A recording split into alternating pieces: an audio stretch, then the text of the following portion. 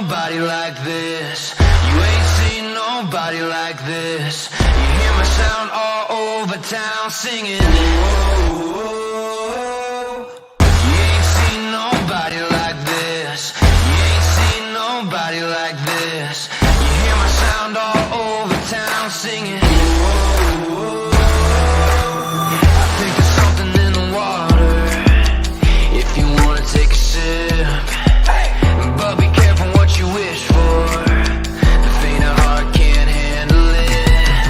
Everybody wants a piece of someone else's prize, but it ain't free, it don't come cheap. Only the strongest will survive. You ain't seen nobody like this. Good evening and welcome to San Antonio Soccer Roundtable. My name is Harry. Joining me is Rafa. Royce may be joining us a little bit later. Work schedule's been crazy for all of us at this point here. Like I just walked in from AJ's game, so not only academy but middle school. So minutes have been hard to find. Rafa, I'm not gonna lie. How are you? Good here, live here in Pflugerville. Pflugerville, Austin area, huh? Yeah, I have my little. I should have brought my little Broccoli FC sign. Should have taken down from the They car. might have kicked you out of the hotel up there. Yeah. So it's been a while. So we do apologize for that here.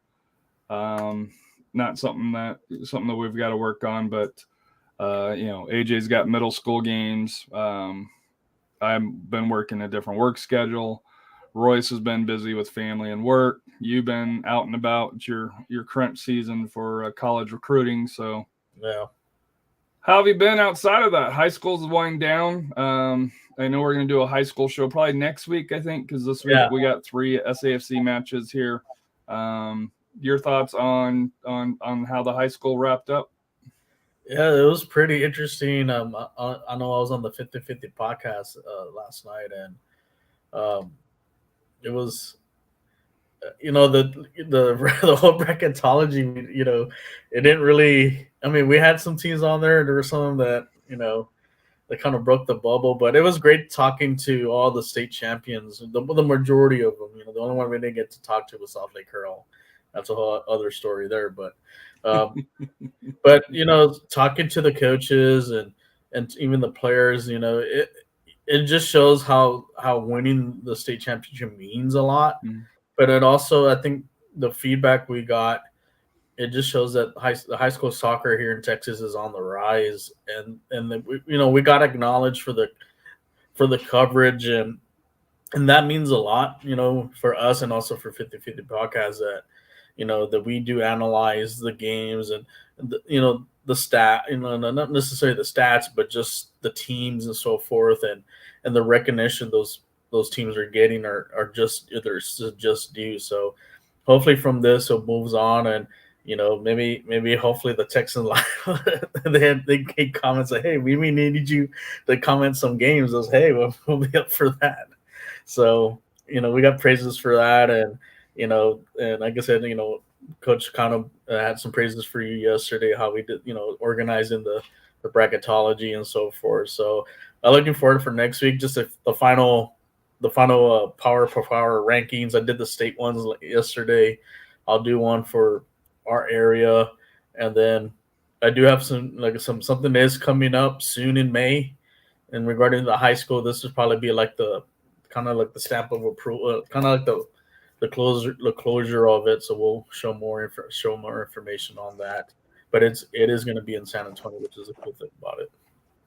Is that going to be kind of like the all-star game typically that they do, or? Yeah, the Tasco is going to have their game, I think, May 14th, and we'll hopefully get some more details on it. So you get to see some of the best in the state. Hopefully they get to some of our area kids here in San Antonio for the boys and the girls gets in. So we're hoping to see represent our area. Your thoughts on how the trying to think of my wording here.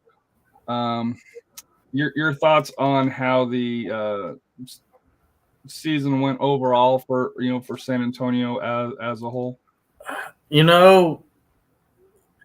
There were some things that I think there still needs to be addressed as far as not necessarily the level of play, but just kind of the gaps. And what I noticed, especially on the girls' side, there's still a gap between Western San Antonio and Austin.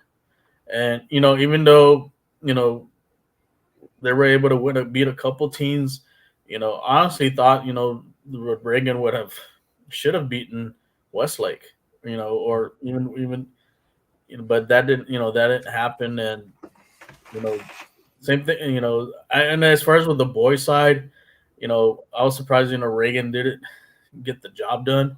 I thought they were going to do it and knock off Lake Travis, but like I said, you got to give Lake Travis a credit. They were a team on the mission, and I guess when you have 22 seniors on the team, it's going to help with experience. And I think when you lose a game in the PKs, that you remember that, and it kind of drives you to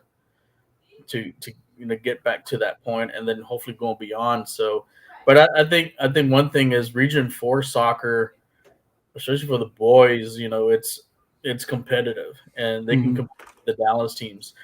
The girls side, there's got to be some work, and there was some analysis that if they watched the 50 us, we're actually ahead of Houston, so believe it or not. Right. Now we have been for the last couple of years. So, and that's a shocker there because of the population wise and so forth, and even with competitive club soccer over there. I think hopefully from this that maybe scheduling games up north. More teams need to schedule teams to play up north just to get the level of the game and the competition, especially if you watch maybe yesterday's podcast with 50-50, the blueprint as far as having a really successful soccer program is Wakeland. The boys have made the final 6 years in a row.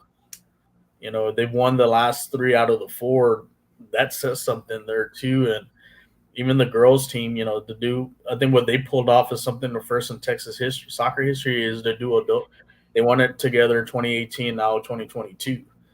So that shows that and they even said it, the coaches themselves, that these kids would play competitive all year round. And, in the district, they get to see those type of players during the district season. So it prepares them for this long haul. So hopefully maybe that's something that will be looked forward to the future.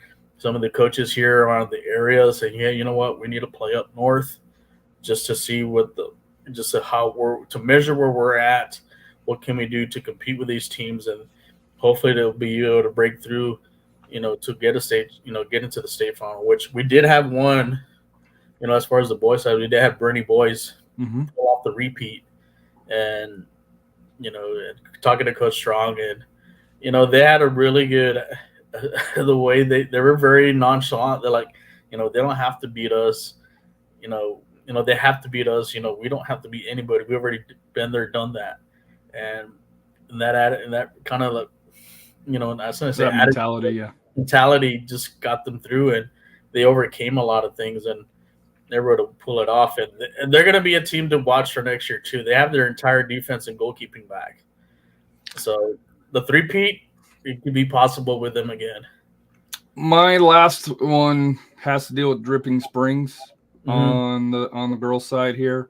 I know we had them as heavy favorites, I would say, and they came up a little bit short in the regional final, right? For champion. So, kind of your thoughts. So? I'll ask the question this way: was that the biggest upset? In the playoffs, or was there other upsets that maybe were bigger? Just locally, Dripping Springs hadn't lost in a year and a half, 2 years almost. They had a 40-game winning streak. So as far as like the biggest upset, was that unfortunately Dripping Springs against Bernie Champion, or there were several upsets. Is there one that sticks out? That was probably the one that. Yeah, that was the one that probably was one of them that really kind of stood out. There's a couple other ones, like one I remember Coach Cattle mentioned about. We talked about Prosper, who was number one the whole, pretty much almost the whole way. Nationally ranked too. Yeah, nationally ranked too, and they got knocked out by Flowermoon, who was the champs last year. And Dripping Springs, I think, when you play a team 3 times, it's tough, and especially at a neutral site. I think Burning Champion went in with this. Hey, if we can kind of play in intervals and just stay within the game, and that's what they did. They stuck around and they were able to tie it. And going into penalty kicks, they had, like I said, their goalkeepers for Dripping Springs, an Oklahoma State commit. I thought they would have the advantage, going to PKs, because she did a hell of a job last year, especially how they won. But it's the flip of a coin if it goes to PKs. That's just the rule of thumb. Yeah, and that's Royce. Go ahead. That's how she made her name for that. But like I said, Bernie found a way, and like I said, that was probably the biggest upset here in Region 4. Royce, welcome. How are your Cardinals doing, and how is the little slugger doing locally? Cardinals are fine. Rex and I had a long day. Sorry, I'm a little late. I was late as well, so it's not just. Oh, there you go. He had his first field trip.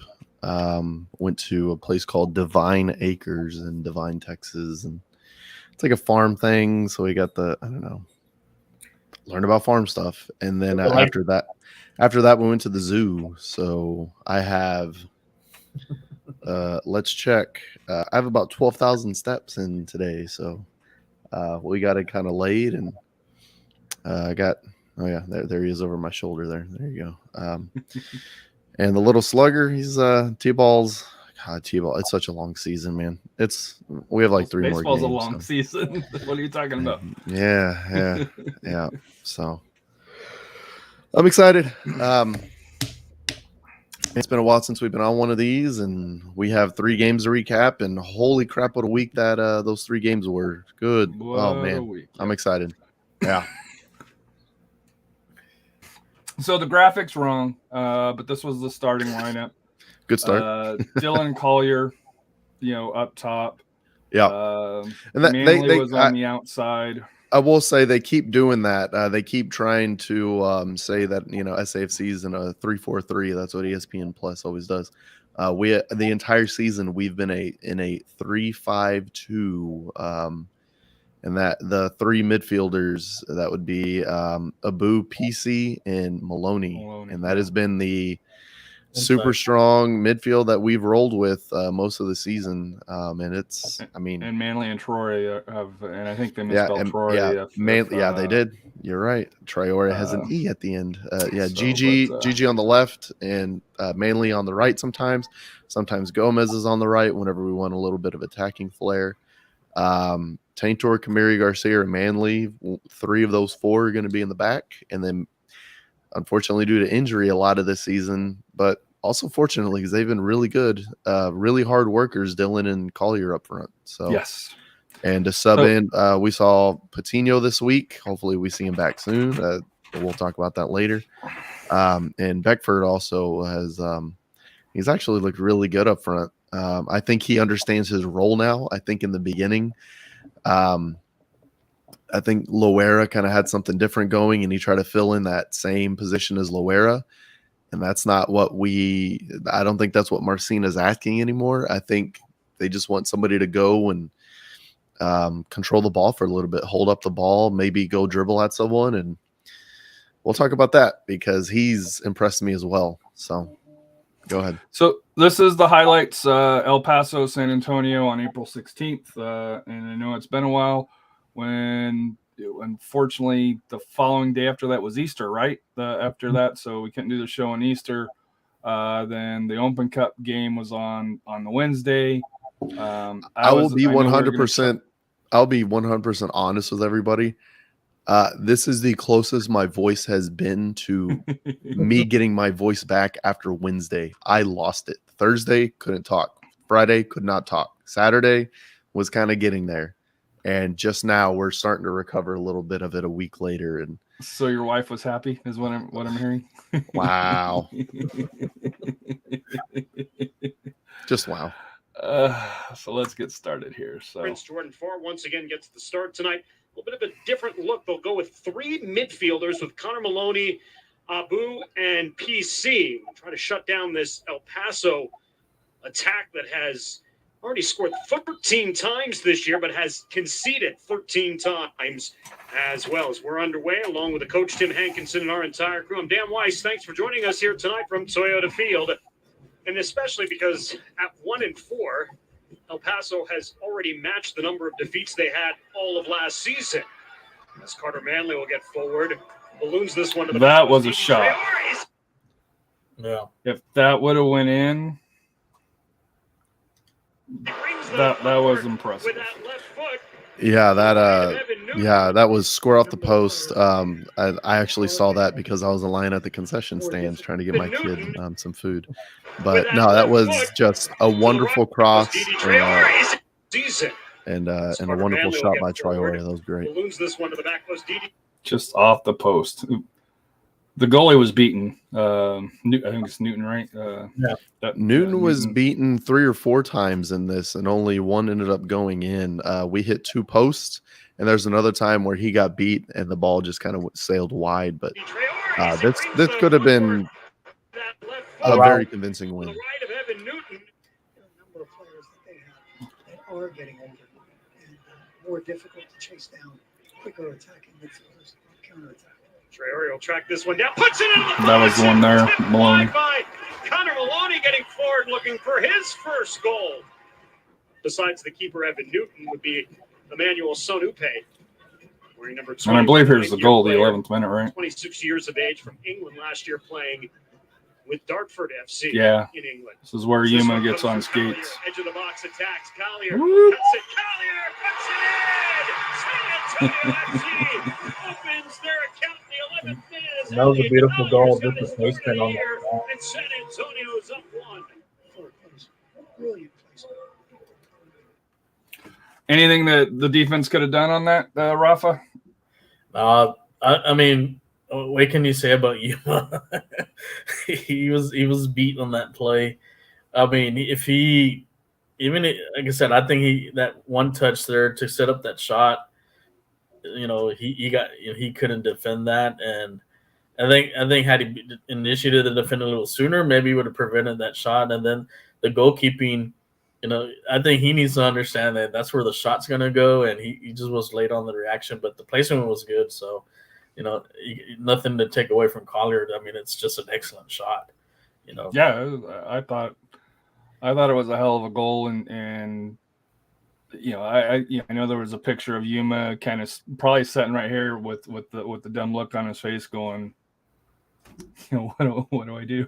So, but I think in listening to Seriously Loco, they had issues with their left back, Harry Brockman, not coming back because he got pulled too far forward, they thought, because unfortunately one-on-one Yuma is never winning any of those battles. So along those lines, Royce, your thoughts on the goal? I mean, their center backs got beat this entire game. Their whole back line looked very disorganized. They did not look comfortable with each other. There's a lot of finger pointing. In this one, Yuma slid over and stopped and kind of expected somebody to be where they never were. And that's why, I mean, Collier made a good move on him, but nobody supported him when he got beat. And that's why, for me, I'm sitting there right in the front row watching all this happen. It's very obvious how they're off to such a bad start. Their back line is not organized, and their midfield is not helping out their back line at all. So it kind of it's a domino effect, right? Their midfield's not strong, it's not organized. Their back line is not strong, it's not organized. Newton's just put out the dry on an island, and he was constantly put out on an island in this match. And it's the same thing that happened in the Vegas match that I saw. Just Vegas Vegas is not that quality of a team, and they just constantly went through and just beat the back line, and that's why they scored 5 on them. We could have scored 5. We just hit the post and had a couple not go in. So El Paso's not looking very strong this season. Not saying that they don't have the talent to, not saying that later in the season they won't recover, but it just looks disorganized right now. El Paso does try to answer back immediately here. Midfielder on the wing, who was a quality player last year for El Paso's attack. Their attack certainly hasn't suffered. Brockbank gets one But off, and a great Farr save with by the Jordan Farr. save. The offside flag is up on the rebound. He gets 2 goals in his first 4 matches, Coach. He nearly had a third right there. Almost tops in USL SAFC at 44%, but El Paso, which completes their passes at 85%. One of the things you really heard from them completes speed at and transition of 67%. the But Mhm. Connor Maloney They just another go there. they didn't know how to defend it, and they got really mixed up on covering, keeping their shape. It's allowed us to have a lot of space, especially with the passing. We're just unlucky hitting the post, but the way their defense is playing, I mean, like I said, if this is how they're going to be this season, they're in trouble. And it's kind of what happened with us last year. You know how our defense was getting kind of exposed, and we made the right changes. Because our midfielders weren't going back to help defend, and that got fixed. But and then also the new coaching staff they have. Are these players adjusting to this new system, correctly, or are they buying into it? And right now, it seems that they have no confidence in their coach, in regards to the system, and that's causing a lot of these problems for them in the back. And I think they're going through a transition right now. There's no way through here. Running on Yuma, Maloney slips it Yeah, over to 'cause Dylan. you can see all the space, all that space by there. Evan Newton. As Dylan simply tried to put a lot of power behind it. And that's why you saw a lot of the Las Vegas games, that they had a lot of space. To the back post, And almost another goal there. San Antonio up 1. Garcia put enough English on this ball. He does. And Another he just post. Again hits the woodwork. And Evan Newton saved again by his goalpost for the second time. I think it frustrated me that there was no effort. I think this was the game where they had the corner at the half, and they didn't try to press it, and then it went to half. And then I think here's where Coutinho just a little heavy on that first touch there, right? Yeah. Or that second touch. Yeah, that first touch kind of betrayed him, and that's kind of just shows the rust that he's had for being out and kind of his first match back.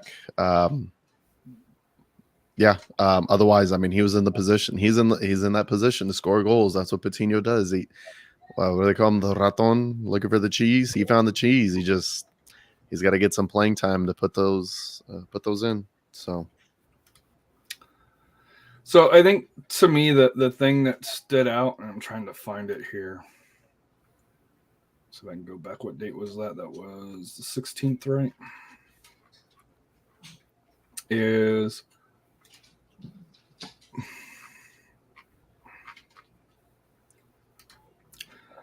El Paso had the ball for 64% of the time, 71% in the second half. They managed 1 total shot, and it wasn't even on target. For the entire game, they had 5 shots. One on target, where we ended up with 15 total. They ended up, with 6 shots, 1 on target. We had a total of 15 shots, 7 on target, and the other 8 were off. But to me, this match here just shows the power of the defense. And one of the things that I think we're going to see a trend here is, especially in the New Mexico match, is the clearances. They'll let you have the ball, they'll let you, and that's where maybe, and maybe Royce, you can kind of speak to this a little bit. The XG factor for San Antonio doesn't look great, but when you actually watch them play, I don't think at this point for San Antonio FC, I don't think the XG is a fair representation of how of how San Antonio's plays, because yes, they will give up shots, but they're not exactly the most quality shots. No, even against those Austin, times. they're not quality shots. Austin had 2 quality shots. One was saved off the line, and one was a goal. That entire match, the entire home 20 minutes, and that's against an MLS side. And that's kind of what San Antonio That's a good is. one, Robert. But it's true, and that's unfortunate. I The think post did have more saves than Newton in that match. Yeah. I think the key factor from that game was we shut down Diego Luna. Yeah. He- So what happened on that? You know what? I'm going to relate it to always relate it back to yourself, right? What does Mike Taylor say? Always make it about you. I'm going to relate it to something that we have going on at home that's really frustrating. Not myself, my literal home, but back in San Antonio. In the last league match for Sooner Yuska, Jose Gallegos played as a 10. Mm-hmm. And he didn't really see a lot of the ball. He pressed a lot, and he was involved a lot. Well, to get him some space and some time, instead of being as the 10, which is where Luna normally is for El Paso, they put him out on the wing so he can get some isolation. He can get the ball. He can run at players. And all that ended up doing was making it really easy to isolate him. We double team Luna. They just never passed the ball to Jose, which, I mean, let's not talk about that. That's a whole separate discussion. That's super frustrating. That's why they're going down. Yeah. And then and then you're going to give your best player 2 minutes to try to type. Embarrassing. Anyway, that's pretty much what's going on with Luna, is that he's normally in the middle with Lucho, and that's what happened last season. You can either, if you cover Lucho, if you double team Lucho, we got Luna, he's going to create havoc. If you double team Luna, well, there's Lucho. He's going to create havoc by himself. And that's why that system worked with Laurie. Well, with the new coach Hutchinson, he has Luna out wide to try to get some space and some time by himself so he can dribble in and create. That just makes it super easy to double team him. And that's what we did. We had Traore and PC on him on the left. And then when he switched sides, you had Gomez and Abu on him on the right. And it was just double team after double team, and he couldn't do anything. And he got so frustrated then he get a red card at the very end for dissent. Well, he got 2 yellows. Second yellow. Within a couple of minutes. Yeah. One at 96 or 95 minutes, and then one immediately after. Yep. After the whistle, and a lot of people didn't. Me and Rafa caught it, but a lot of people didn't catch it, like the press row. I sent a message to Seriously Loco saying it wasn't got a red. It wasn't televised. The second yellow wasn't televised, and that's why. But yeah, because they went to the coach being at the match, celebrating like they normally do. So yeah, and then it wasn't on any of the game sheet because technically it happened after the game. But and I know Seriously Loco is like, well, how can you get a red card after the match?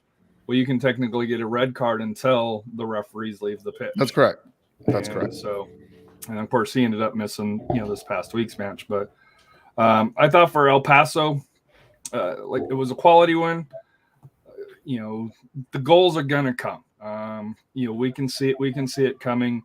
But to me, the big thing is this defense is on par with 2017, if not maybe even a hair better.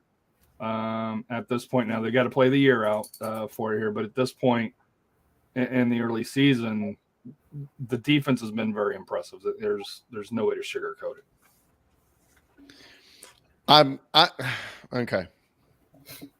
I guess we're gonna move on to the.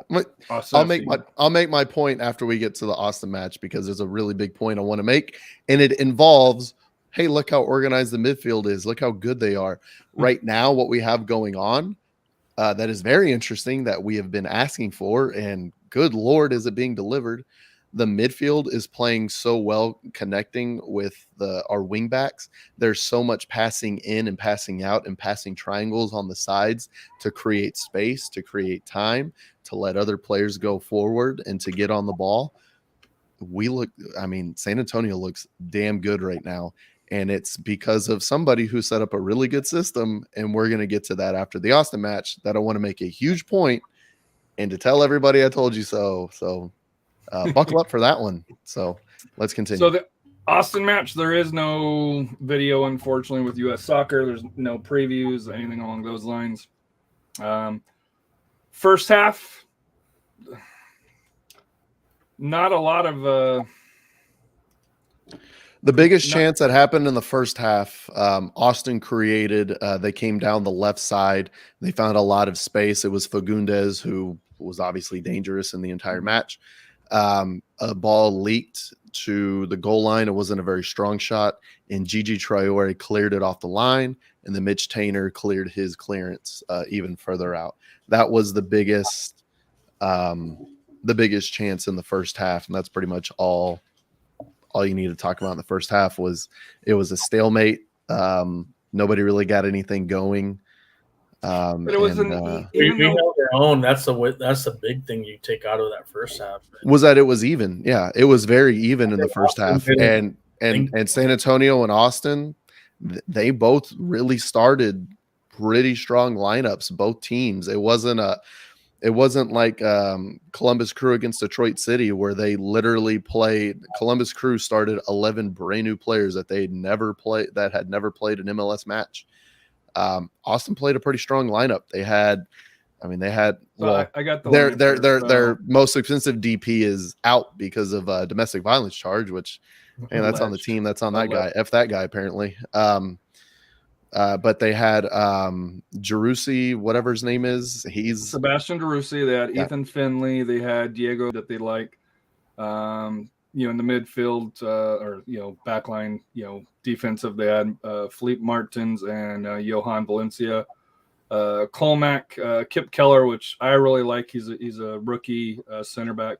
Julio Cascante and Hector Jimenez on there. Cascante on everybody's. Oh, Cascante is on everybody's crap list in San Antonio. And laugh. All right, continue. And then the goalkeeper was Andrew Tarbell, who is the backup and who is a step down from Stover. There's no way to sugarcoat it. They were missing a ring. They were missing a couple. But this was a quality lineup that Josh Wolf brought down. It was a lineup that I think if you ask most Austin FC fans prior to the match, they would have thought that this lineup would have dominated San Antonio FC. San Antonio FC went with Jordan Farr, Tainer, Garcia, Manley, Gomez, Jordan Ayambilla, PC, Beckford, and what's his name? Hernandez, the FC Dallas Mo. player. Mo. No, it's not Mo. No, it's oh my God. It's Mo, isn't it? Oh no, God. Yeah. The new kid from FC Dallas. Yeah. Nikki. Nikki. There you go. Nikki Hernandez. Well, what's odd is they have it as D Hernandez, and I know he doesn't go by D. I know he goes. That's by, correct. by Yeah. And then up top, Dylan and Collier started out the match. So, like I said here, that was pretty much one of our a very strong lineup, you could say, for San Antonio as well. Not their first team as right. Well. Correct. That's correct. It's a strong lineup, but not the strongest lineup, which is very interesting. Nikki Hernandez, that was his first start with San Antonio FC. And I thought he did well. I know a lot of the ratings didn't rate him well, but I thought he held his own. He as advertised, very aggressive in the midfield, very aggressive on the press, very physical player. I was very impressed by him. At the same time, Fagundes, he embarrassed himself completely. I mean, soccer. Oh, I got to see if I can find football and soccer Instagram all over the world picked up that very late Fabian Garcia, Diego Fagundes poophousery, shithousery. Yeah, no, that was embarrassing. He goes and headbutts Garcia, and then they both go down because, yeah. Anyway, Ayembla on the left, not our starting left back. Traore is, but we'll talk about that later. Traore did come in later. And then Nikki Hernandez in the midfield along PC. That's not necessarily, that's not Abu. That's not Maloney. And then, Beckford, Collier, and Dylan up front. Not exactly, like I said, not exactly our strongest lineup either, but a good lineup. Same thing with Austin FC. A very strong lineup. lineup that you would see in an MLS match later this season, but not their strongest either. So at half, they did make subs. Traore came in for Jordan on the wing there. Abu came in for PC, and Maloney came in for Beckford. What that tells me is that Marcina, yes, he wanted to win, but he was also rotating his lineup to save minutes, especially in the midfield side along those lines. Now, the guys up front, not a lot of relief, unfortunately for them. Other subs here, unfortunately, Traore went out in the 65th minute due to an injury, and academy kid, was it Hendrik Shakshog? Came in and went for his second 60 second Open minutes, Cup match. Went 60 minutes. Mhm. And then Patino came in at the 60th minute, and then in the 105th minute in extra time, We got our Roman sixth sub. Holt came in for Dylan, who was just exhausted at that point. Yeah, and that was our So- sixth sub. That might be the first time we've ever been That able was to the first use the time, sixth yeah. sub. Yeah, so interesting trivia fact there. First time San Antonio FC's ever been able to use a sixth sub. The legendary coming out of the night, locker room, though, when didn't we look smoked good. the trees on 420. Austin FC got a goal in the 47th minute, and it was pretty much immediate that after the kickoff here, DeRussi to Diego Fernandez, goal in the 47th minute. I ended up leaving about the 75th minute just because AJ was exhausted and up for school and had a middle school game in the sun, and he was worn out. But while I was walking to the car, way past Hero Stadium, you hear the roar. Rafa, what do you remember about that goal from Elliot Collier in the 82nd minute with the assist from Justin Dillon? Looking at after the first goal that we gave up, we started kind of fighting. We just kept on fighting. I was remember telling who was the person that was next to me, until we're gonna score one, and we were getting chances.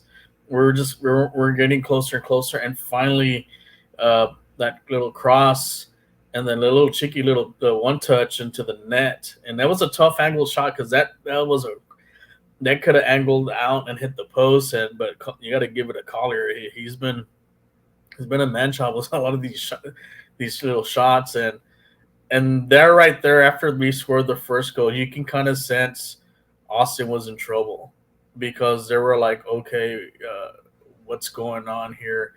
And that goal really lifted the team. In the stadium, though. See, the whole stadium, basically that lifted the team, and we just took it to the next level as play. I mean, they started sacrificing, throwing their bodies out, even into overtime, and until we finally got that second one in, it just showed how much heart these players have. And I mean, this is probably one of the best games they've played this season. Is they showed the grit. That's the thing. They came back. I know we lost to the Phoenix game. We were really shorthanded on that game. Had we had our players, maybe that had been different. But this showed Dylan's undefeated. When he plays, we're undefeated. And there was no quit on this team, and I think that lifted them like the team to say, hey, you know what, we can win this game. And so now we have, like I said, the result for that when we got the second goal.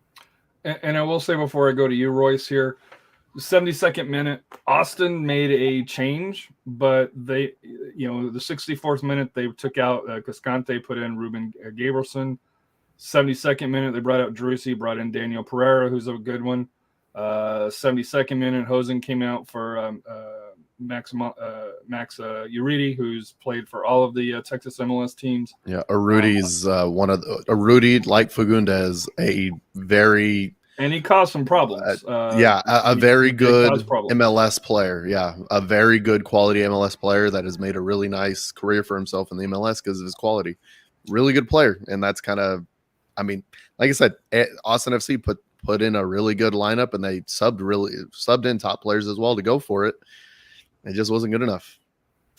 So after that, then, in the 90th minute, they brought in Rodney Redis, which is probably, if you ask most Austin FC fans, probably a huge disappointment.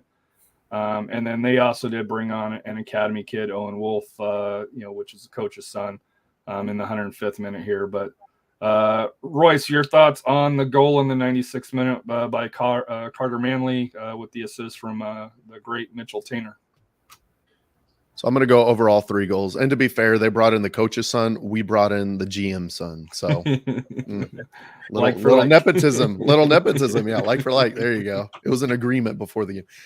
Let's go through all 3 goals real quick. Austin's goal, there was a cross brought in from, I believe, the right side. And Mo Abu was there and failed to clear. He hit a header straight up in the air, right to an Austin FC player. That pass eventually makes its way to Fagundes. Fagundes puts it in the top right-hand corner. Beats Jordan Farr. They go up 1-0. San Antonio created a couple of really good chances. There was one that was across from the right side that Dylan let go because I think he thought Collier was behind him, that all Dylan had to do was get a touch on, and that's a goal. There was a clear chance. And I was in the bunker at this point, and I saw Dylan's eyes just look like, I just let that go. That was a game-tying goal. Oh, my God. And that told me 2 things. It was, holy crap, I could have scored. And number 2 was, wow, that's really disappointing. And you can kind of tell that kind of sparked something in him. And maybe 5 minutes later in the 82nd minute, Dylan gets a pass from Maloney, and that was a midfield play. Maloney comes back. He passes it through 3 or 4 Austin FC players to find Dylan. Dylan kind of stumbles, does a head shake, goes to the end line, brings that cross in to Collier, which I'm not going to lie, Collier may have been slightly offside or he was just on the back shoulder. And he got that touch, and Tardable let it go and went out, kissed off the post and went in, and Toyota Field went nuts. I've only ever heard it louder a couple times that we're going to talk about here in a little bit, but it went nuts. And that was with the Austin section not making a peep. The old it's all gone quiet over there. And then end of regulation kind of ends in a fury. Austin trying to find the winning goal. We go to extra time. And San Antonio FC ends up scoring the game-winning, what ended up being the game-winning goal. That comes from a corner. It gets cleared out. Abu, and this was shades of the San Diego Loyal, the playoff match against San Diego Loyal, where Mo just puts this cross up that just seems to float in the air and is completely defeating gravity by floating. Taintor's over there on the left side, heads it in. Which is exactly what's designed. The keeper comes out at Tainor looking for a shot. It comes across right to Carter Manley, and Manley sticks it against the post right in the corner where he needs to. And it's 2-1, boys. And that was probably the loudest I've ever heard Toyota Field. My goodness. What a moment. What an absolute moment. What chaos. Wow. Like I said, I'm just getting my voice back from it a week later. That was nuts. And then to end the game in a fury, Austin tries to find the drawing goal. We're down to 10 men because of an injury. I think it was Patino was off. Yeah. So we only had 10 men. We basically had 9.5 because an Austin FC player came in and tried to take a close shot. Farr saved, but the Austin FC player stayed in Farr's lap, so he could not get up. He did not have his legs available, so he did all he could do to get his hands up, and the secondary shot comes in and goes right into Farr's glove. He holds it. He and Tainor celebrate because they know that's pretty much it, and yep, that's all she wrote. Fat Lady sings. San Antonio gets to enjoy some, what did I call it? Collective catharsis. Mm-hmm. Obviously, we all know that MLS team should be in San Antonio. Instead, it's the MLS franchise is in Columbus because MLS decided to appease a billionaire instead of follow their own rules. And San Antonio's still very pissed off about that, to the point where the mayor marched in with us of San Antonio because he's so pissed We're off. gonna get to that. So, we're gonna get to that because that's a um, whole separate discussion. I got yeah, the Crocketeers. angry, happy now, So- but still angry. Yeah, and then we need to talk about what happened with the supporters group as well, which is unfortunate, and we all need. And this is what I was telling. I was talking to the supporters groups. I saw the Mission City guys outside. I was like, man, we all just need to have a conversation. They're like, no, we're not going anymore. I'm like, I get it. I get you're pissed. We just need to have this conversation. Something happened. There was some miscommunication. Obviously, the cops took advantage of a situation and escalated it further instead of de-escalating it. No way. I don't believe you. That never happens. But we all need to have a conversation about that. But the big thing, there you go. So let me read it Go here, ahead. and then I'm going to go Fire to away. Rafa because Rafa has more connections about this here. So from the Crocketeers Board of Directors, I haven't seen one from 210 or Mission City. Rafa may be able to do it, but from the Crocketeers Board of Directors, in response to incidents that occurred in the supporters bunker during the April 20th Open Cup game at Toyota Field between San Antonio FC and Austin FC, robust supporter culture and fan engagement is a key element to the success of a soccer club. Helping cheer on the team when they are down and celebrating their accomplishments when the team performs well. Having a passionate supporter group section takes years to build and energy to sustain. Many have called supporters groups the heart and soul of the club. The events that occurred Wednesday night were the result of unclear communication about expectations and what is allowed in the supporters section. Changes in enforcement of policies from a historical perspective, changes in hired personnel, and a lack of de-escalation by security presence in the bunker.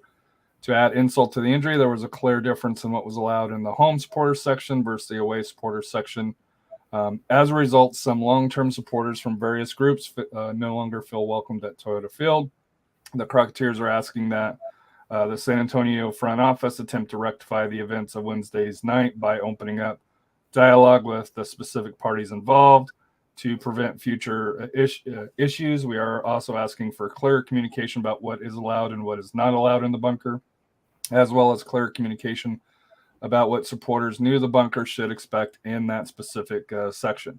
We have requested that these expectations should be prominently posted at the entrance to the supporters bunker. Finally, we're asking for clear and consistent training for all security personnel, including regular employees and contracted security, with a detail consistently assigned to the supporters bunker. Our goal is the resolution is that the best interests of all parties. We are confident that an open dialogue with between the impacted parties will result in rebuilding and strengthening passionate support for our city and our club, San Antonio FC. I will also add, I am part of Los Verdes just because I have a lot of friends and I want to kind of help support them. I don't support the club, but I do support what they're trying to build up in Austin.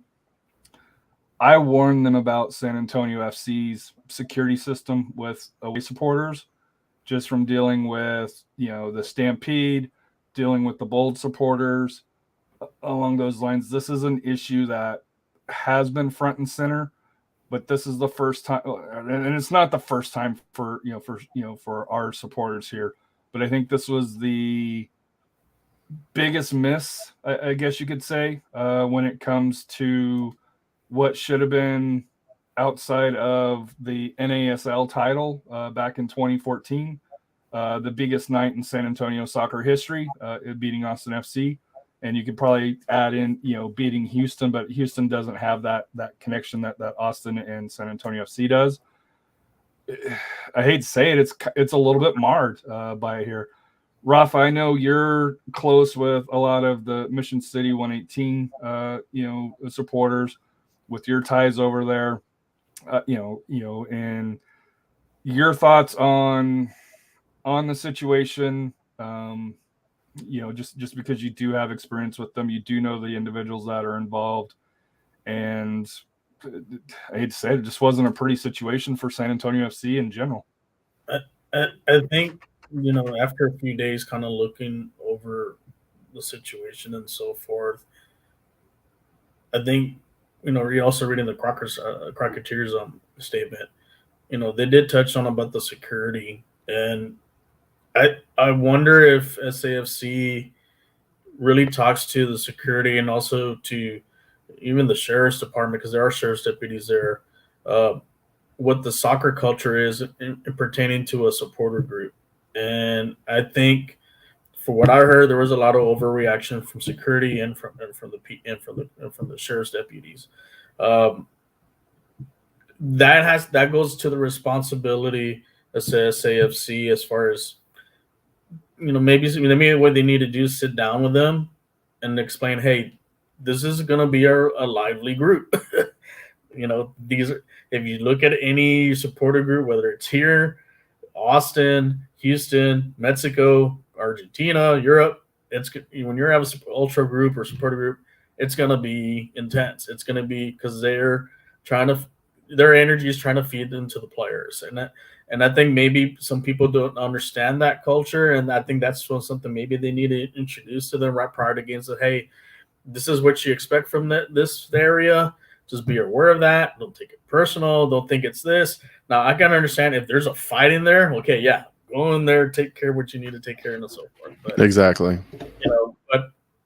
I think they felt, thrown under the bus because also, Los Verdes were doing, and there, like I said, there was a picture of someone tearing up a chair, throwing up that. I'm gonna push back on the chair thing because last year my chair broke.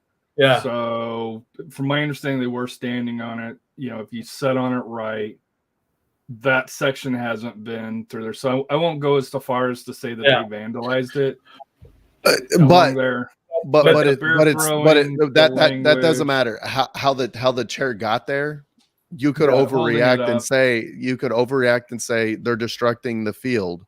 At the same time, they very visibly were throwing beer. There was I don't know, it was like the 7th minute or something where they all decided, there's a big celebration over there and there's beer thrown everywhere. And that was the big point of contention with a lot of the cops is, they threw beer. They need to get out of here. The mayor it's like, no, dude, it's happening on both sides. Like if you're not going to go to one side, and the excuse that I heard was, there's too many of them. What are you talking about? What are you talking about? Like that's not even a good excuse anywhere. That's actually more important to control them if they're a larger group, because you want a larger group to be more peaceful. It was bonkers, and it was unnecessary by the cops. And I don't think we've ever had any problems as far as in the bunker with any of the groups amongst each other. There's never been an issue. The last incident was the Gardner 2019. Yeah. And it wasn't even at a match. It was no, there was at a supporters. match. Oh, was it? It was at a match. Okay. A couple punches were thrown, and it wasn't a good situation. Right. But that's and that's the situation with this. I think they're doing a good job as far as within the groups there in the bunker to kind of police themselves. I think they respect one another as far as some things. I think, I think the big thing is, those security guards and the cops, overreacted instead of, why should they be overreacting over the home crowd? There should be more overreacting with the away crowd. And that's why they felt they got thrown under the bus and all that. And, whatever they decide on to do, moving forward. And I know there were some that were discussing about wanting them to come back, and I don't blame them for that. That's their prerogative, and if they feel that way, you can't change that, and then maybe they don't feel safe with those type of security or cops. It just takes the fun away of being an actual supporter group and so forth. So I don't know what SAFC is going to do about it, but hopefully some things are resolved. And in order for like we mentioned, we're trying to put numbers in the bunker and all that to make it grow, but I think this could be a big setback from this, and it's going to have an impact, from my understanding, at least for this game. It's going to be a little bit different in the supporters group, and that's not at the direction of SAFC. That's at the direction of the supporters. And I do want to make sure, if any of the players are listening, this isn't something that they're doing to not support the San Antonio FC players. Any of all of the supporters that I know of that were involved in this situation, like Robert, who left early on that match. Just as you mentioned, security was picking fights and versus trying to de-escalate. That Robert, one of the most passionate supporters of San Antonio FC, left one of the biggest games, and he did it on his own just because how our supporters were being treated. And to me, the other issues that I have, clothing that some members were wearing that they wore all year, all of a sudden was an issue. People taking off their shirt all of a sudden is an issue. I remember, back in 118, half of the guys didn't have shirts on it in the first place. That's correct. Stendhal, the capo, constantly without a shirt because he was standing up the whole time and sweating his butt off. And those are the double standards. And that's what I heard. And those are the double standards that make me mad. And that's why I'm going to contact Paylor before the match and have that conversation. Being in the 118 for the first 4 years, I can tell you, a lot of the times the security did pick on us because they didn't understand what a supporter group was about. When you watch any soccer game, when someone scores a goal, everyone's going to take off their shirts. They do it in Europe, they do it in South America, they do it in Mexico. As long as we don't have a situation what happened in Querétaro, we're fine. But there's no reason for security to be picking on supporter groups. They're there for the players, they're there for the team, to cheer them on, to get their, that energy to give them, to motivate them. And I think they need to be educated what the soccer culture is about. And when they have that understanding, then they'll be cool with it, because really around within the supporter groups, they all police each other.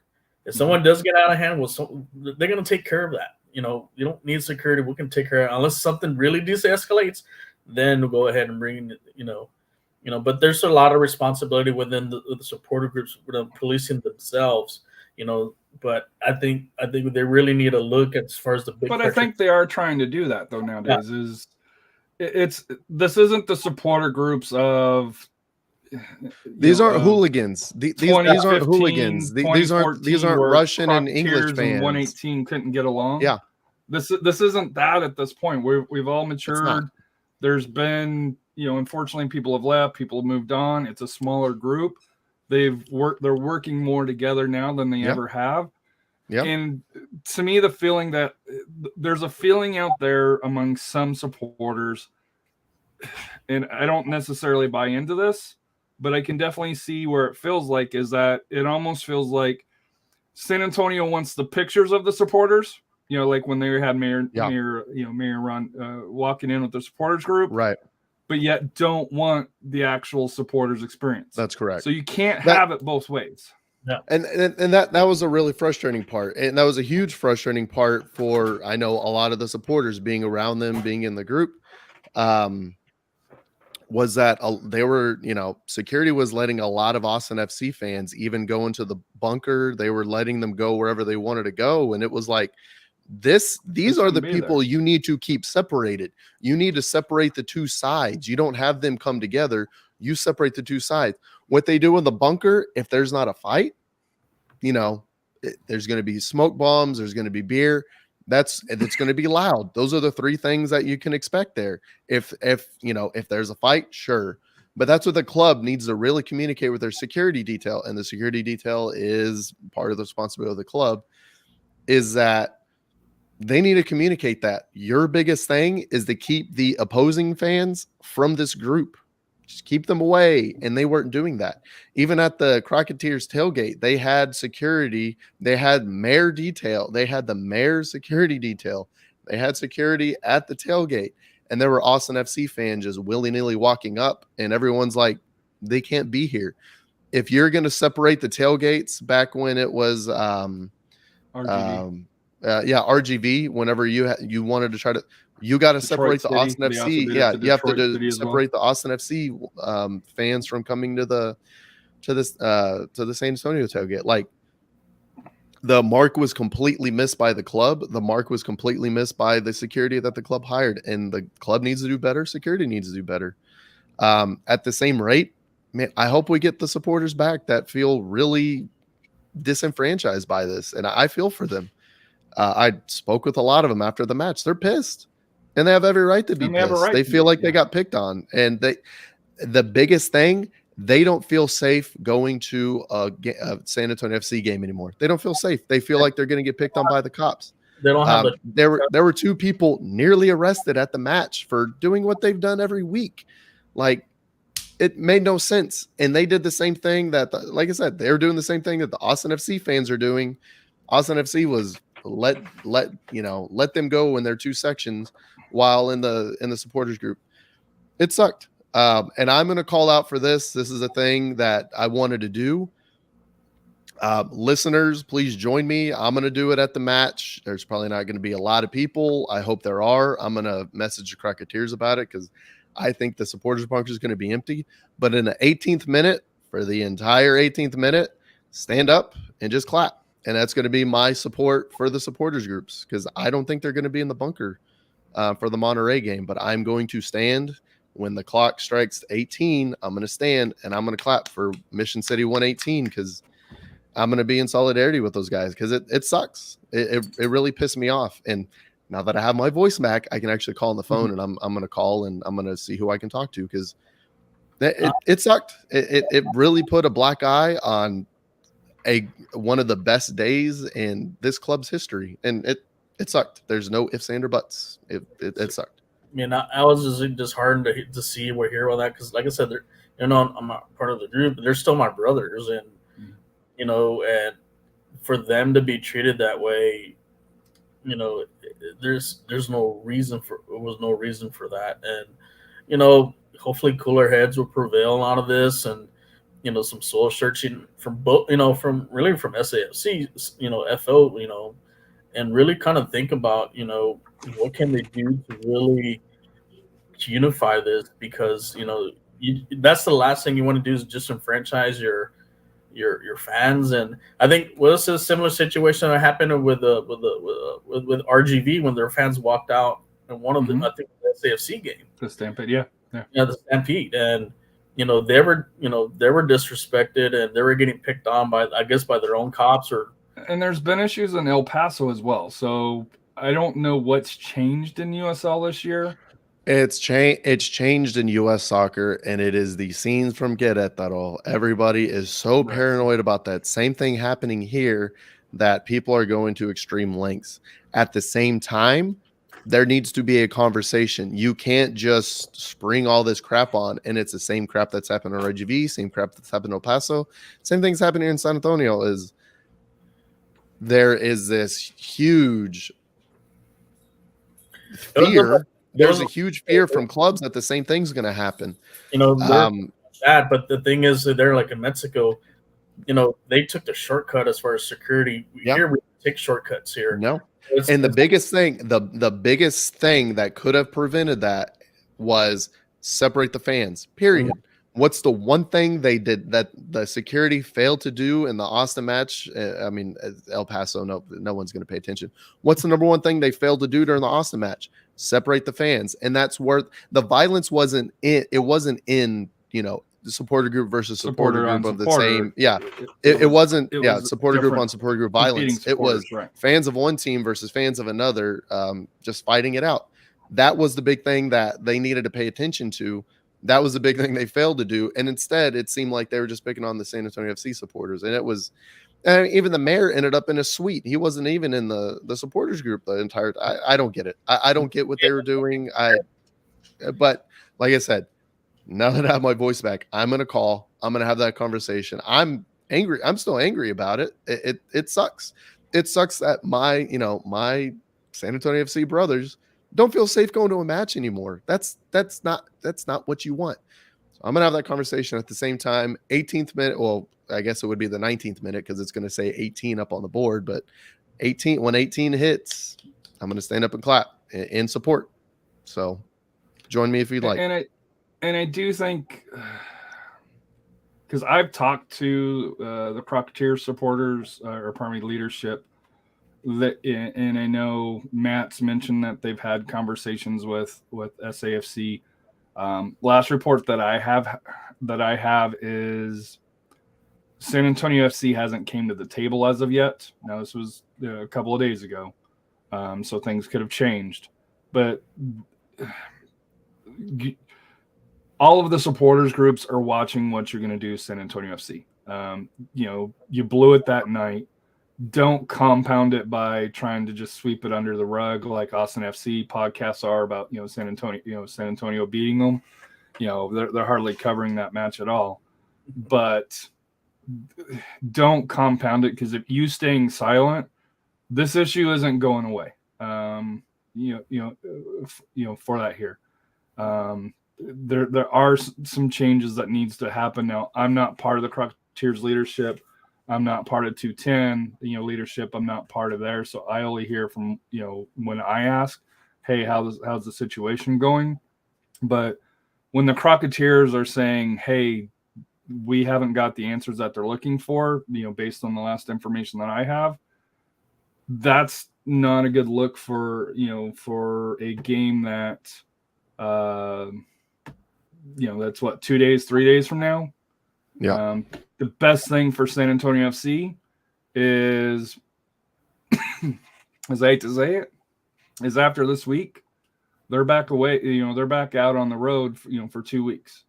So they've still got time to try to work whatever the resolution is between the supporters groups and SAFC. Final thoughts on the match for Austin FC before we move to New Mexico. Revenge was sweet. Yeah, I loved it. The San Antonio FC social media team did. They actually absolutely came out on fire. The point that I wanted to make, I know we just went through a really depressing kind of thing that, a little family time, a little family talk that we need to have, obviously.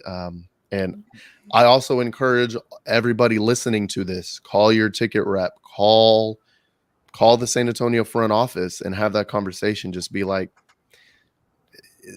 you guys need to make some sort of statement apologizing to the supporters groups. We need to have a conversation about what happened that game, and we need to learn from it, and we need to be better about it. Supporters groups are the backbone. Statement. Yeah, there does. There really does. There has to be a public. This isn't something that you can just sweep. It doesn't have to be, admitting guilt or anything along those lines. Exactly. But something just saying, hey, we're aware that there was an issue. That's correct. We're working on it. And admit there's an issue, and to that's correct. it. That's correct, and that's all we ask. And I, like I said, and I hope of the supporters can join. I hope they'll come back, man, because I hope they feel safe, and that's a big thing. Is I think San Antonio FC needs to demonstrate that they'll be safe in the environment that they're used to. The big point that I was going to make. Let me try to get all the energy back. Let me try to get all the good vibes back. Let me get everything. The top 3 nights. Can you tell me the top 3 nights and the one thing they've had in common? The top 3 nights in Toyota Field history and the one thing they have all had in common. November 15th, 2014, Scorpions win the NASL National Championship. I don't know the exact date, but I could look it up. The second round win against RGV FC in the 2021 playoffs to go to the conference final. And April 20th, 2022, a win in the Open Cup against Austin FC. Sweet, sweet revenge. What do those 3 matches have in common, boys? I know. Do you know? Do you know, Rafa? We had the biggest crowd in all 3 games. No, Coach Marcina. No. Coach Alan Marcina, the guy who I clamored for, the guy who I wanted as a head coach when they announced they were making a change. That's the guy I wanted. That's my guy. He is hard-nosed. He is going to bring a strong midfield. He is going to bring a strong back line, and we're going to counter. And how good does this team look right now? My goodness. The one time that we have not looked good, we still were tied at the half. We ended up giving 2 late goals up, and that was because we had an academy kid on that. No, It was we his weren't first tied game. at the half. We let in a goal right at the end. No, I stand corrected. You're right. We are tied at the because half. we haven't lost the first. We have half not yet. lost That the is first correct. half That's right. all That's season. Players. This team, yeah, we were too injured and we didn't have enough players. That's what happened in that match. Other players. Yeah, Like I said, Dylan's undefeated when he. Yeah. And I know we touched base on this the last time we were on. Dylan has, and I know you mentioned that he's grown into his role and into the. He's been unbelievable this season. Unbelievable performances, every one by Dylan. But and he finally, we'll get to his first goal coming up now. But Alan Marcina, man, that was my guy. I'm so happy he's the manager. Shout out to Alan, dude. Keep going. It's my great. only issue with the hire is because he was already on staff. Is why didn't they make the move earlier than what they did? That was my only complaint. Okay, why didn't they do it earlier? So you wanted more Alan Marcina? I'm not going to complain at that. Yeah, I wanted because I honestly think it's a lot of what ifs. So, but yeah, it's right. I honestly think they wanted to give Pal. I mean, Pal deserved a lot. He's our first manager. He did great. 2017 was he established unbelievable. a lot. Yeah. He just lost I think he just lost the support of the players. I don't even know if it was losing the. I don't think he ever lost the locker room. What I think happened was just I think he went searching for answers and he looked in the wrong direction. I think he tried to go more offensive when he needed to go more defensive.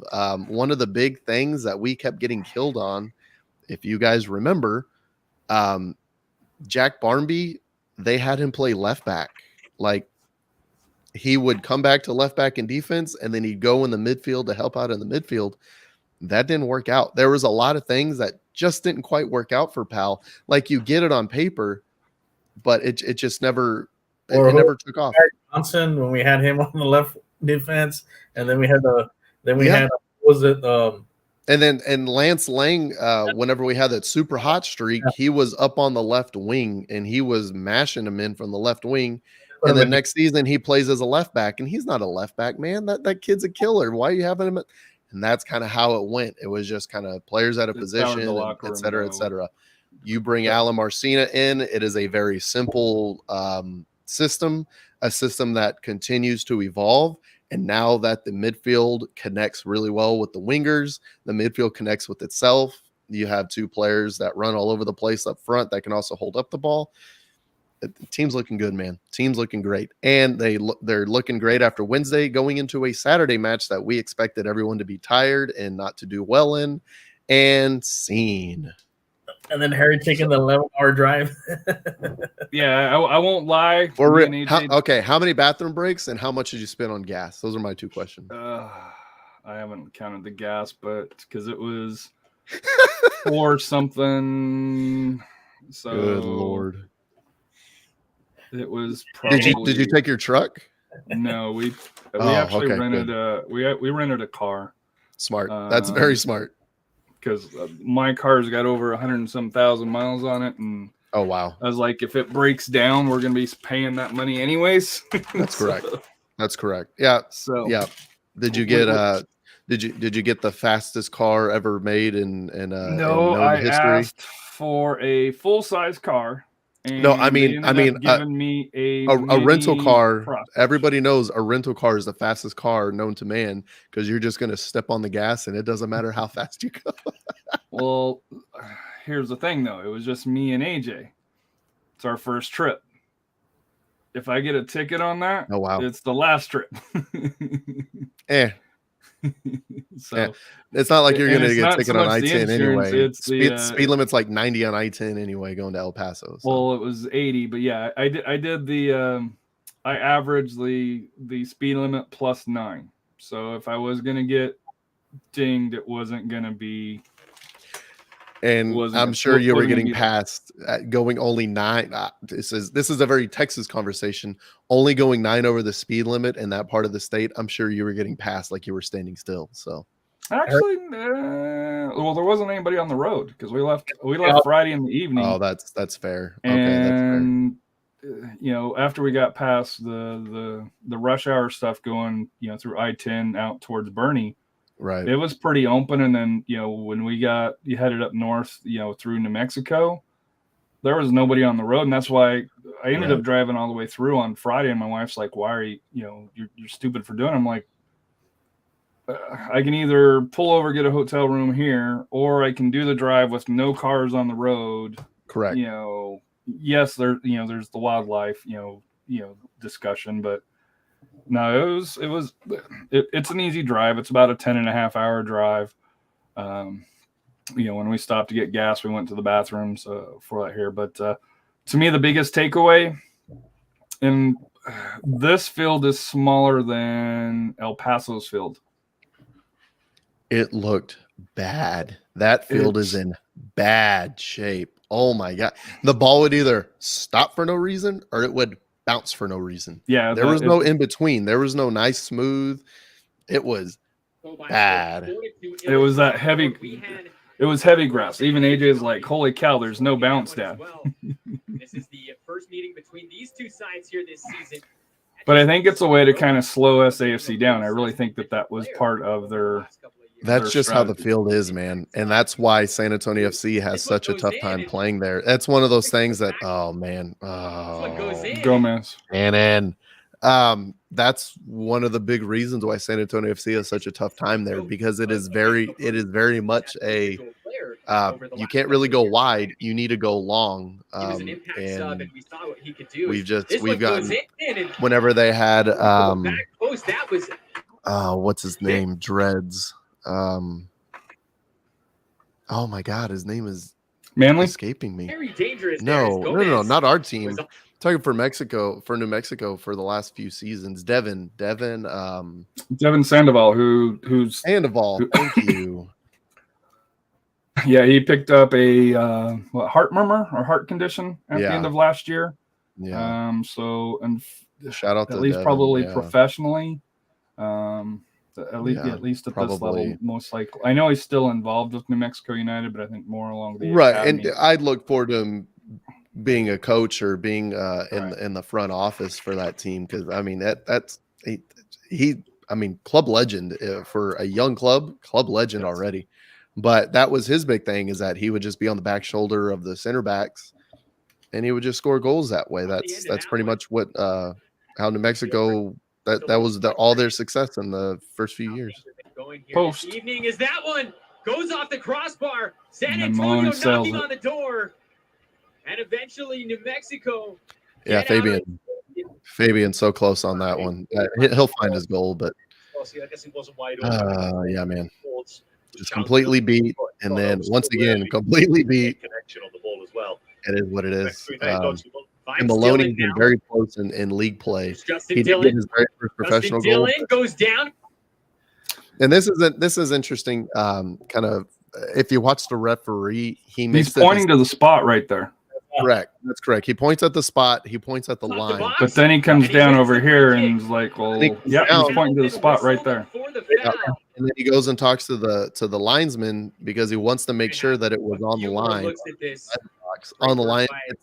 On the line is like in football. If the ball is the line, it's a touchdown. If your foot is in the line or on the line, that counts as in the box. So that's the linesman. Plus contact starts, but while he's in the box, that's correct. There's no question. Now the foul doesn't necessarily take place. Right, contact happens in the box. The foul is on the line, but on the line counts in the box. The ref, I like what the ref does here. He calls a penalty. He says, "This is what I saw," and then he goes with the linesman to make sure that he was in the box. Right. Agrees. He's like, it was on the line. That's a penalty. So then they agree. This happens. Another thing that I'd like to see in the highlights, they're not going to show it, but Dylan ball before he scores the goal, he goes outside of the box and he's kind of by himself and walking around with the ball. And then you have PC. Who's there? I think it's PC. Is it Manly? Two or three of the San Antonio players stand around the penalty spot, so New Mexico can't scuff up the spot and kind of mess up the spot. They're just standing around, just guarding the spot and pushing away the New Mexico players while Justin Dylan kind of Dillon around scoring his thinking about what first he's going to goal do. of this season. And Dillon this is a scoring his huge first monkey off of Justin Antonio, Dillon's back. take the Number lead. one, it's Justin Dillon's very first goal of the season. Well And deserved. he His gets it hard past work, Cody he Mizell. deserves a lot more And than just San the one. Antonio take the At the same lead. time, if you remember at the very end of last It's season, Justin Justin Dillon Dillon had scoring his the first. deciding penalty miss against Orange County to go to the Yes. league final. And that's been wearing on his mind the entire offseason and really has motivated him. And this is his first goal. There I This is am. his case Right since there then. with the flag. Yep. There you go. You're up. Yeah. But that's his Being first told, goal. Sit down, sit down. That's his first goal. That's his first PK since that miss. And you could tell that was a huge weight off his shoulder. That one, he really beat that keeper there. Abu connects with Collier. I think this Collier's moves on this is just crazy. Collier gets a generous bounce. Collier still in possession, and Mizell has to come up with the save there. I think he plays that ball back to the middle. That's a tapping goal for Dylan. For Dylan. He's fouled. Yeah. Jerome Kiesewetter, the Berlin, Germany native. Here's Christian Nava again. Cross goes in. And it's headed away by Maloney. It falls. Portillo. Nico Brett. Falls to Kiesewetter. Ball still loose. Azira. Ovuka. And it's saved. You're Jordan. Scoops it Okay. forward. I And that don't will know. be the final kick of the game. San Antonio FC victorious. Brandon is the best keeper right now in USL. Yeah. He's up there. I don't think there's much of an argument anybody could have on that. That's not a bold statement. That's just the truth. To have So to me, the odd thing about this is the same ref last year. Is that piece between get a San yellow card? Antonio FC and New Mexico, where there were 13 cards, 14 cards, something crazy. San Antonio got away with 2 cards. I thought they had more, but per the report there, I thought PC or Abu had one, but they're not showing that they didn't. They're not showing that they did, but I swear to God he gave them a card, but obviously it's not showing, so not on the report. But 2 cards, 5 cards for New Mexico. I will say, Christian Nava of New Mexico United, number 45 forwards, I think he's just turned 18. He's another young stud to kind of look out for. I mean, to me, he's a little bit more like Pirano, that slight build. I think he's 5'2", 5'3". But he, last night when I was on Somos Mas podcast with Seth before they're here, that kid, from New Mexico carried that team offensively, which is a huge accomplishment, for them here. But for San Antonio FC, it comes to that defense and 40 clearances in a match. Yeah. That to me is an amazing number. It's what they do, and this is a big conversation they had on the Puro FC podcast that I listened to today. Shout out to those guys, Shattuck and is it Clayton? I gotta get their name. But that was a conversation they had. Was San Antonio FC is averaging like less than 40% of possession in every game they play, but does possession mean anything in soccer? No. Going along with the same stat, the teams that lead possession in the English Premier League this season have losing records. Possession is almost nothing and it's an interesting thing because in hockey, possession's everything. Possession's the only way you score goals in hockey. There's a stat called Corsi, and there's a competing stat that I'm not going to think of right now, but they're all based on possession. They both tell you that if you're hits, so hits is a big stat in hockey, but what hits means is that you don't have the puck. So hits is actually a very bad stat for Corsi and for I'm not going to think of it. I'm not even going to give it any mind, but hits means you don't have the puck and you're not scoring, and that's bad. Shots, good. Block shots, bad. So possession is everything in hockey. In soccer, it's not. In soccer, it's because you can get the ball taken from you. You can have the ball as much as you want, but when that ball gets taken from you, and that's a big thing that San Antonio FC does, is while they really lose the possession battle, every game has a very close shots total. Correct.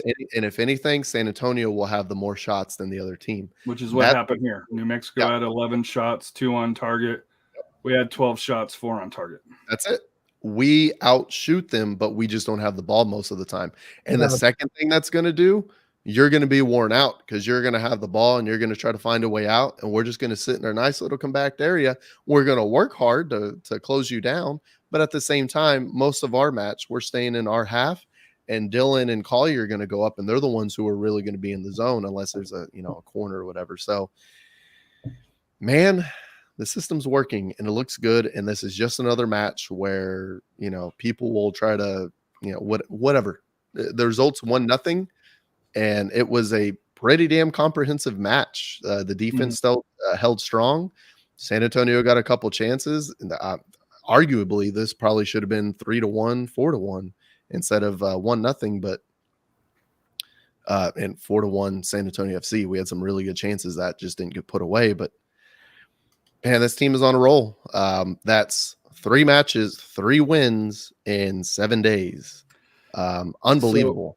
So that brings us to this week against Monterey Bay, which is the Fighting Sam Gleadle. So I'll be excited to see Sam again. And the Fighting Kai Greens. Come on. Oh, that's right. I don't want to hear any Kai Green erasure here. Kai Green was phenomenal for this team. The original Carter Manley Kai Green, who plays very similarly. So shout out to Kai. And also Kai was on that Oakland Roots team last season that took down El Paso Locomotive in El Paso in the playoffs. So shout out Kai. So here's my question. Monterey Bay, this is their last. They haven't played at home yet. This is their last match. They have their home opener. I believe it's next week. Right now they sit, 1-5, 1 win, 5 losses, and -10 goal difference. For that they lost 5-0 to El Paso on the road, lost 2-1. The only win was a victory over Oakland Roots. I know, like I said here, they've only played 6 matches. This feels like one of those trap games, for that, because after this they get Phoenix, Houston Dynamo in Open Cup, and then the Miami FC on the road. So all 3 of those matches are on the road. Do you think that they do any roster turnover, for this match? Because the back 3 have played, I think, all minutes, right? Is my understanding. Or at least Tainer and Garcia have played. Manley's played all minutes, and up top, Collier and Dylan have played a lot of minutes. Do you foresee any player rotation, for this here, or do you think that they keep the pedal down and try to rotate and match? I think you see Nikki Hernandez play more on this one. I think you see him. Maybe you have PC come off the bench. I'm sure Kamiri's going to be in the back. You can always put, drop Manley back in the defense and put depending on health, right? Yeah, health. Yeah, I think that's what's going to do. Is how are the players feeling? But I think we'll see a little mix up. Not saying we're going to not put a strong lineup, but I think we're going to put an efficient lineup that still will get the job done, because they know then after this is going to be probably like I'm going to call it the Highway to Hell tour, going against the 3 top 3 quality teams. So I think he'll mix it up, and then hopefully we'll get some players back. There are hurt. Hopefully Aurora's back, and we can get a little bit healthier. We don't know about Patini. I think Patini won't play this one. I think they'll probably save him. Hopefully it's not too serious of a. I think if he's healthy, I would like to see Patino get some minutes in this match, because, and I don't mean any disrespect to Monterey Bay, but they're not an elite level USL Championship team in the West yet. So their defense has, they got a negative 10 goal difference. Their defense has leaked goals. Mm-hmm. And I think it would be good to get Patino, get him some confidence, get him a little bit of form, assuming that he's healthy. And to me, also give Dillon and Collier a little bit of a breather, because let's be honest, going to Phoenix, we already lost to them here. Tiebreakers is head to head. So in order to win that tiebreaker in Phoenix, number one, you've got to win, and number two, you've got to at least outscore them by 2 goals, which is in order to get the tiebreaker. Now I know it's very early to be talking about that, but we don't play Phoenix again, so this is the last opportunity. I think Phoenix, as they've shown, because they're setting with 15 points, we've got 18 points. So they're a quality team. They've got depth. Phoenix, I wish I was kind of going to this match. I know the Czechs are.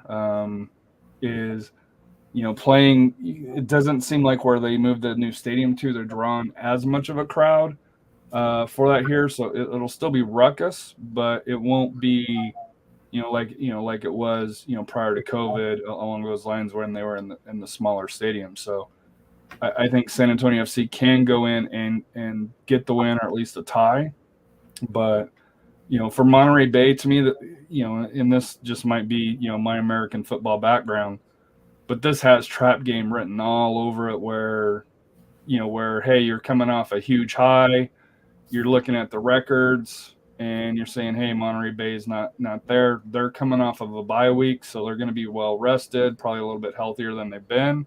They have their home opener next week, in Monterey Bay. So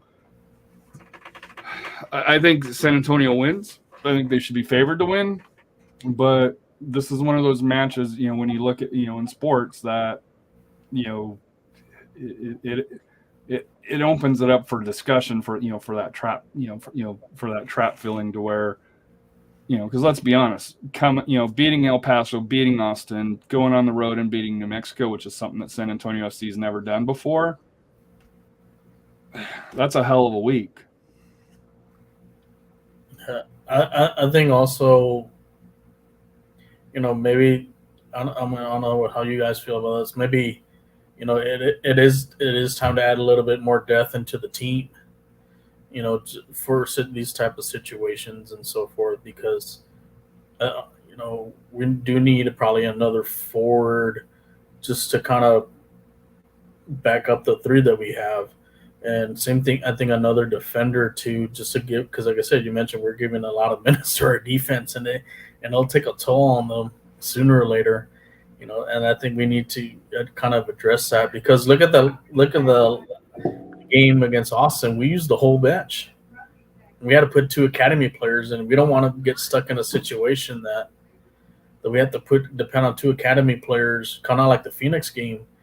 They need to go out there and get a couple of guys that been around the block, just to shore up the bench, and that way we don't get caught with our pants down like that in another game. So, but like I said, I think this is, like you mentioned, it could be a trap game, but if we can get up early, we should be fine. Yeah, and I will say, I think I know a lot of fans were hoping. I don't know what's going on in the front office, but a lot of fans were hoping that we could sign Nathan. But it sounds like Nathan Fogacha, the leading goal scorer last season, got himself an opportunity with Portland, and obviously, it's with Portland, the MLS Next team, but obviously that gives him a direct path to MLS, and that's kind of where he wants to go.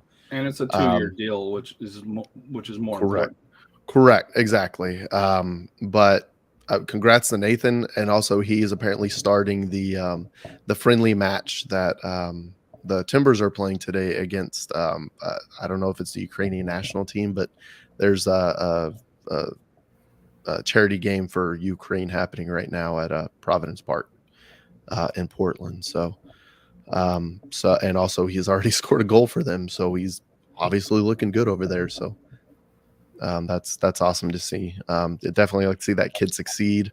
Apparently had a really tough time in Brazil, but he's already off the mark and doing well in Portland, and that's all we want to see are our guys succeeding. Final thoughts. I know it was a long one. We went 90 plus already. So, final thoughts that you guys have.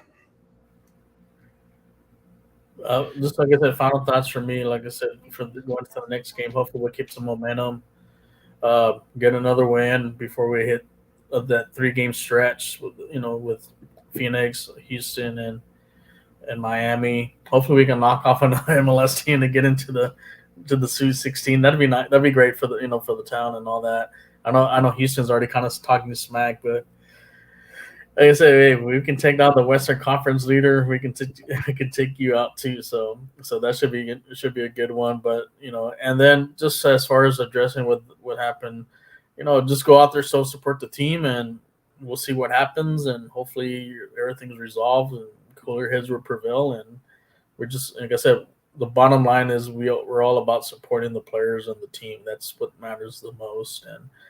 And we need to get in those. We need to get those people back to take care. To have that for them. So that's my final thought. And then, like I said, just finished off high school season. Hopefully, we'll get that next week as a kind of like a final wrap up as well. And Royce, Nathan's already got a brace in that match too, so. Yeah, that league too easy for him. Oh, that hurts, man. God, that hurts. I know. Perhaps Portland will see that he's too good for MLS Next, and they send him out on loan. Yes, that would be a damn dream. I would love to see him back. My final thoughts, dude. We smoked the trees on 420 in 2022. We need to have a TIFO next season if we ever play them. Just you never forget your first. And Austin FC's first ever U.S. Open Cup match. We get to ask them, hey, you guys playing the Open Cup, right? That first match y'all played, how did that go? And smile and reflect and have a good old time. But we got to be like in La Bamba with Bob. Yeah. Our first or my last. So, man, what a week. What a week. And once again, sorry we didn't have any shows. Sorry we didn't have any pods. We were busy. I didn't have a voice. Things happened. But luckily we're back. And hopefully Sunday morning we can do a review show for the Monterey Bay match. So we'll see how that one goes. And going forward. Obviously going forward. And San Antonio FC, was it 5 of their next 6 matches are on the road? Mm-hmm. So also these mentality monsters we have are road warriors for sure. Undefeated on the road. Actually, not just undefeated. Don't even have a draw on the road, just wins. All wins on the road. Unbelievable start to this season. So we'll see how they continue it, and hopefully they do have like you said, a couple signings to get more depth, because we need a bit more depth. We have injuries. Obviously they released Mane, so we'll see what they're able to bring in. Obviously, they have one loan that they brought in, and he seems like a quality signing. So we'll see what else. Another quality signing that is playing for an MLS Next team that needs to go up a step. That's a little too good for that league. Like we just said, Nathan Bagacha, and who has a brace already, which is nuts. That kid's so good. I don't understand what happened in Brazil, man. That's baffling. That's truly baffling. So, just happy. And the players, if you're watching this, thank you.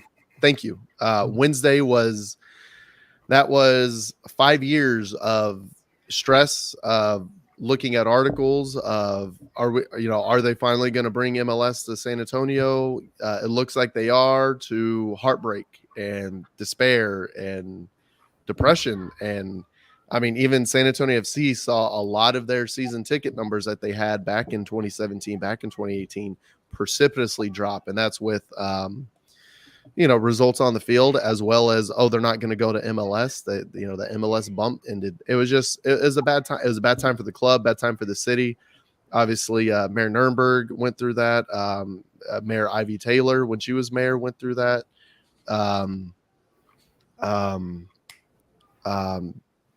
Nelson Wolf, Bexar County Commissioner Nelson Wolf also had he's the one who filed the lawsuit against MLS to look into if there was a conflict of interest. By the way, big time corruption in that from MLS, but hey, they didn't pursue it.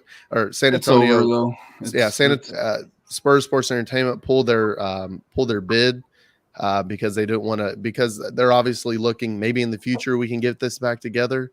And I think Wednesday, I mean, we brought the atmosphere. The fans brought the atmosphere, and it looked great. It was awesome, and you have to hope that people around the world were watching because of that Fagundes and Garcia little flop fest. But it was incredible. It was an incredible night on Wednesday, and then for them to also get the 6 points in the league on both Saturdays that surrounded it, unbelievable. And thank you to the players, man. They're just incredible. We couldn't ask for anything more, and those mentality monsters have been they're unbelievable this season. Great start to 2022.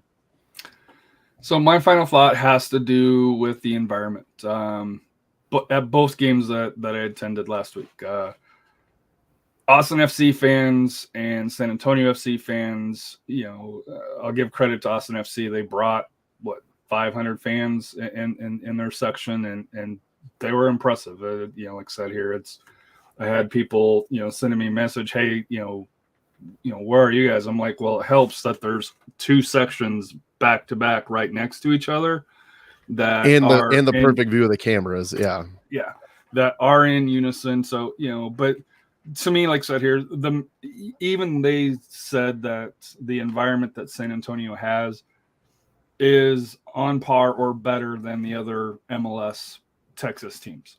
So a lot of shout out going, to both fans. Like it was a situation that could have been real ugly for here, and there was an ugly situation, but it was more self-inflicted. But I was happy to see both fan bases got along well. There was some banter. There might have been some that maybe crossed that line a little bit, but nothing.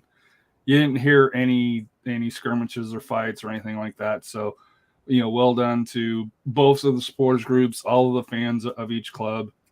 It was a fun time, and I can't wait till next year, assuming that we get to play each other again and hopefully beat you guys, beat Austin FC again. The other, Somos Mas, the podcast, out in New Mexico, I got to meet them. We went out to dinner, kind of talk, San Antonio, New Mexico. What a wonderful time. Obviously, after the match, I got to meet their owner, Peter. He came over and thanked us for coming over. And if you get an opportunity to go to a New Mexico match, like I said here, it's not a bad way to go. It's a baseball field, though it is what it is along those lines. But the environment was fun. Like I said here, I was able to get banter on the pitch, and I got banter back behind me saying, sit down and, along those lines. But, it was a good time. And so to me, like I said here, for soccer in the United States, especially in San Antonio and the matches, here, it was a huge success. And hopefully the system can get opened up, or we can go to Mexico, one of the two, however that goes, for that here to be able to show that San Antonio is a soccer city. It can support a top tier team.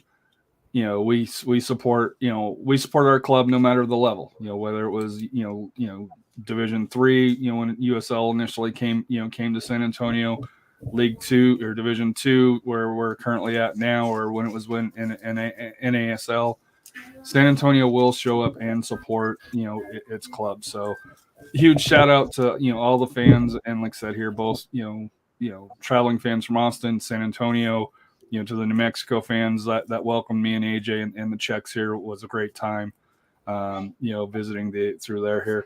Coach Cano, how are you? Yeah, we're back in action for it here. Blame Rafa. He's been busy with some other podcasts, some 50-50 podcasts. Can't make Traitor. time for ours. Benedict Rafa. Waiting for my shirt on those teams, you know. So, but like we're about an hour and 45 minutes. So, do want to thank everybody for tuning in. Like I said, here next show will be Sunday morning, probably 9 o'clock. I think is what we try to shoot for. Earlier wouldn't be a bad thing, but 9 o'clock sounds fine. Yeah, I can do 8 o'clock. Rafa, can you do 8 o'clock? All I have my tacos, I'm fine with that. look at us look at us doing scheduling on a show. Look at us. So, this is how little time we have. We have the best tacos in San Antonio, so. And also, I will say, apparently, Matt Gamez, obviously one of the big main supporters in Mission City FC. I'm sorry, Mission City firm.